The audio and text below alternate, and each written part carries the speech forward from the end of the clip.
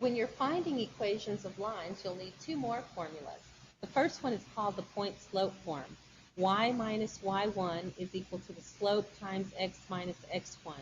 The second one is known as our slope-intercept form, which we can also see when we graph later. It's called the slope-intercept form. Just keep in mind, this formula is used anytime you're looking for the equation of a line.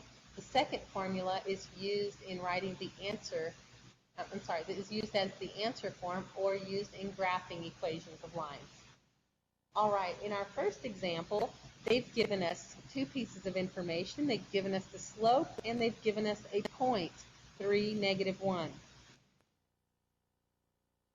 Since they've given us the two pieces of information we need, all we have to do now is plug straight into our point-slope form. Keep in mind, this point that they've given us is our x1, y1. Now let's plug in. Y minus y1 is equal to the slope times x minus x1. We're going to clean it up by distributing anywhere we need to and combining like terms wherever we need to. Y minus the minus 1, that's y plus 1, is equal to, and again, no sign changes are occurring in that parentheses, so we're ready to distribute.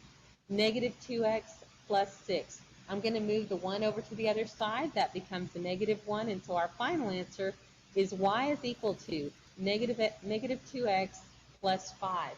Remember, this is the answer form that we want all of our answers in also. So then the easiest way to think about it is just get the y by itself. Everything else would just naturally fall into place.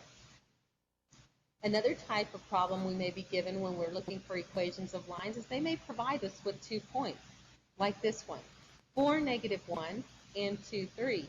If I'm asked to find the equation of a line and they provide me with 2 points, that's not enough information, is it? We need, in order to find the equation of a line, a slope and a point. We have 2 points to choose from, but we also need the slope. We get to back up to the section we did in the previous video, finding slope, and if you need to, refer back to that, because in our first step here, we're going to need to find that necessary piece of information. We're going to find our slope, and in order to do that, we come back up here and label our point. Again, if you need to, please refer back to the Finding Slope video, where you label your points and then plug in. This is 3, or y sub 2 minus y sub 1, over x sub 2 minus x sub 1. And in cleaning this up, excuse me, we're going to end up with 3 minus the minus 1, that's 4, over 2 minus 4, which is a -2, or a slope of -2. That's pretty nice. We have the slope now and 2 points to pick from. And the nice thing about it doesn't matter which point you pick. In our second step, we're going to use now that slope that we just computed and one of our points. You can select the point you prefer. If you prefer only positive numbers, use the second point. I like the first one. And another nice thing, it's already labeled with the right labels. So x1, y1, got it. We're ready to plug in now into our point-slope form. Y minus y1 is equal to the slope times x minus x1, which is 4. And we're ready to finish it off. Y minus the minus 1, that's y plus 1. And we can distribute here. We get -2x plus 8. In our last step here, we want to move the 1 over to the other side. That's -1. So our final answer will be y equals -2x plus 7. A third type that we're going to show you on this video is what if they tell us that an equation of a line that we're looking for goes through the point 1, 7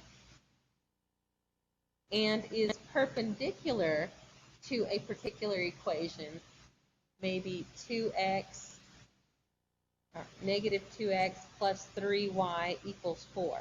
What if they told me the equation of the line that you're looking for goes through the point 1, 7 and is perpendicular to -2x plus 3y equals 4? Well, again, first thing we need to remember is in order to find equations of lines, we need to have 2 pieces of information, the slope and a point. We have the point covered. We're going to go ahead and label it even. We don't have the slope. But I do have enough information here to find his slope. And if I know that my line is perpendicular to that one, I can find the perpendicular slope and I'm on my way. So our first step will be just that. We want to find the slope of this equation. So I'm going to start off by isolating the y's. I'll move the x's over to the right-hand side and then divide every single piece by 3. This will give me y equals 2/3 x plus 4/3, which gives me enough information now, or the form, so that I can immediately pull out the slope. I know that his slope is positive 2/3. That's not what I need, though. I want my line to be perpendicular to it. But I have enough information, don't I? Perpendicular lines have negative reciprocal slopes. The negative reciprocal of this slope, or the perpendicular slope to that one that I'm looking for, would be -3/2.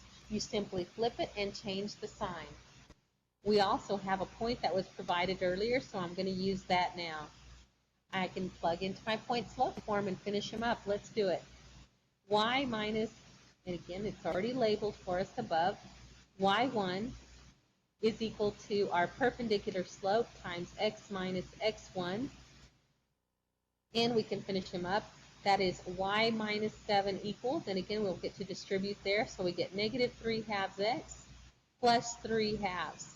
Last step, we still want that y all by himself to get it in the proper answer form, so I'm going to move the 7 over to the other side, and I end up with y is equal to -3/2 x, and you can either do that on your calculator or really quickly by hand, put the 7 over 1, get a common denominator by multiplying top and bottom by 2. That's now 3/2 plus 14/2, which is 17/2.